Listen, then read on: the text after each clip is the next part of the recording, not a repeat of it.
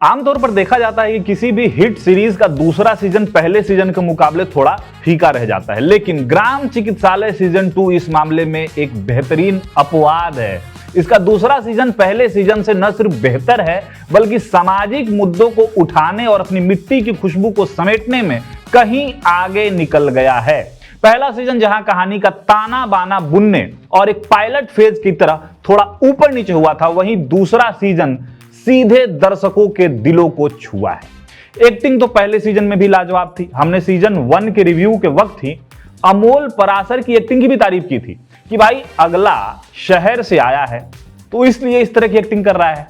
और इस सीजन में भी देखिए ना, उनका काम कमाल है। उनके अलावा बाकी जितने भी स्टार कास्ट हैं सबका काम बाकमाल है। इस नए सीजन की सबसे बड़ी खूबसूरती यही है कि यह कॉमेडी और एंटरटेनमेंट के पैच वर्क के बीच देश के ग्रामीण हिस्सों में फैले गंभीर मुद्दों को बहुत सलीके से छूता है। मसलन समाज में आज भी अभिशाप बना पकड़ुआ बियाह, मिर्गी जैसी बीमारी को लेकर फैला सोशल स्टिग्मा और गांव में डायन के नाम पर होने वाला उत्पीड़न, इन सब को मेकर्स ने कहानी के साथ ऐसे बुना है कि दर्शक हंसते हंसते अचानक सोचने पर मजबूर हो जाते हैं।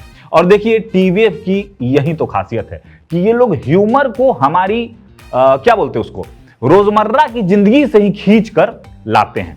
कहानी की शुरुआत में जब गांव की महिलाएं डॉक्टर प्रभात यानी अमोल पराशर को देखकर कहती हैं, चाची यही सरकारी स्कूल के डॉक्टर हैं, बड़ा दुबलाए हैं, हाथ का नस दिखाई दे रहा है, तो इस सीन का भी एक मतलब है। बात यह है कि अमोल पराशर ने असल जिंदगी में एक रील बनाई थी कि लड़कियां उनकी उभरी हुई नसों यानी कि वेन्स को पसंद करती है, लेकिन गांव का नजरिया देखिए, उनके लिए नसों का दिखना स्टाइल नहीं है बल्कि यह है कि लड़का कमजोर है, यानी उसका शरीर भरा पूरा नहीं है। उसी तरह ट्रेलर में ही एआई का एंगल भी कमाल का था, जहां झोला छाप डॉक्टर की भूमिका में विनय पाठक आर्टिफिशियल इंटेलिजेंस से बीमारी का पता लगाते नजर आते हैं। वो सीन आपको दिखेगा ही सीरीज में। तो पूरी सीरीज में फुटानी जी का कैरेक्टर जब भी फ्रेम में आता है महफिल लूट लेता है। उनका बैठकर ऐ ढिलुआ 4 कप धीरे से बोलने का अंदाज और फ्लोलेस एक्टिंग लाजवाब है। जब डॉक्टर प्रभात आदर्श पीएससी की बात को एक्साइटिंग बताते हैं तो फुटानी जी का उबासी लेकर धीरे से शरीर मोड़ते हुए कहना, हाँ सर काफी एक्साइटिंग है। और लेडी डॉक्टर गार्गी की एंट्री होते ही एकदम चुस्ती से बोलना, बिल्कुल बताइए, उनकी बेहतरीन कॉमिक टाइमिंग को दिखाता है। उनके कुछ डायलॉग्स तो सीधे वन लाइनर बन गए हैं, जैसे वकीलों पर तंज कसते हुए उनका कहना, दुनिया में कानून का निर्माण न्याय दिलाने के लिए नहीं, वकीलों का घर चलाने के लिए हुआ था। या फिर टाइमिंग को लेकर उनका यह बोलना, जब अमोल पराशर कहते हैं, आप थोड़ा जल्दी नहीं आ गए फुटानी जी? कहां सर, 8:30 बजे आने का टाइम था, 10:30 बजे, और बोलकर एकदम से चुप हो जाना। हाँ, फुटानी जी की भाषा में थोड़े अपशब्द या गालियां जरूर है जिसे हम नॉर्मलाइज नहीं कर रहे हैं, लेकिन गांव देहात में अक्सर ऐसे खिसिया है यानी गुस्सैल किरदार होते हैं जिनकी बातों का लोग बुरा नहीं मानते। शायद इसी यथार्थ को जस का तस दिखाने के लिए मेकर्स ने इस कैरेक्टर को ऐसा गढ़ा है। सीरीज की असली ताकत इसकी रीजनल डिटेलिंग और भाषा है। झारखंड और बिहार की क्षेत्रीय बोली का जो सौंधापन इसमें डाला गया है वो कमाल का है। जैसे कुछ शब्द हैं धाय से यानी फटाक से, सुसुम पानी यानी गुनगुना पानी, बूशर्ट यानी शर्ट, या फिर एक शब्द है बबी जिसका इस्तेमाल बाबू के अपोजिट के रूप में होता है। यह सब सुनना बड़ा सुखद है।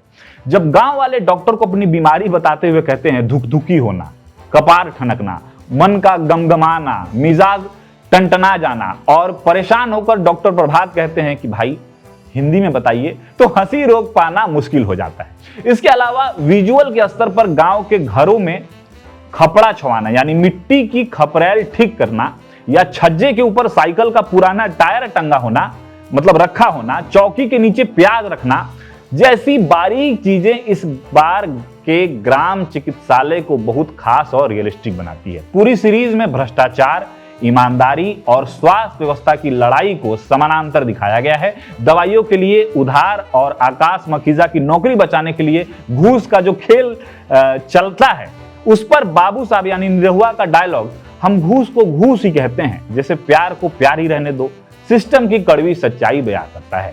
वहीं शो के गंभीर डायलॉग्स जैसे ईमानदारी बहुत महंगा शौक है, ईमानदारी अमीरों का शौक है, इसलिए 1.5 लाख का बंदोबस्त करो और अपनी नौकरी बचाओ। एक डायलॉग है, अपना काम खुद कर लेने से अपना काम तो हो जाता है, लेकिन जिसका काम है वो करे तो सबका काम हो जाता है। ये सारे शो की गहराई दिखाते हैं। इसके अलावा शादी के माहौल में मिर्गी जैसी बीमारी को छुपाने की कोशिशों के बीच जब निरहुआ डॉक्टर गार्गी को आगे रखकर चीजों को मैनेज करना चाहते हैं, तब डॉक्टर प्रभात का नैतिक स्टैंड इस व्यवस्था पर चोट करता है।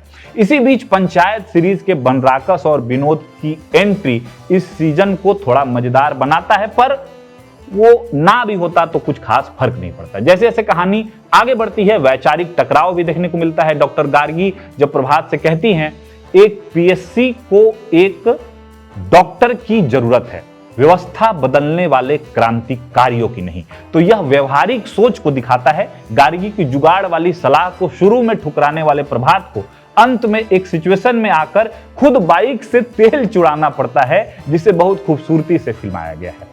आखिरी एपिसोड में जिस रहस्यमयी महिला को गांव वाले डायन कहते हैं, उसकी कहानी सामने आती है और पूरी सीरीज एक बेहद रिस्की इमोशनल डिलीवरी सीन के साथ अपने क्लाइमेक्स पर पहुंचती है, जो आपकी आंखें नम कर देता है।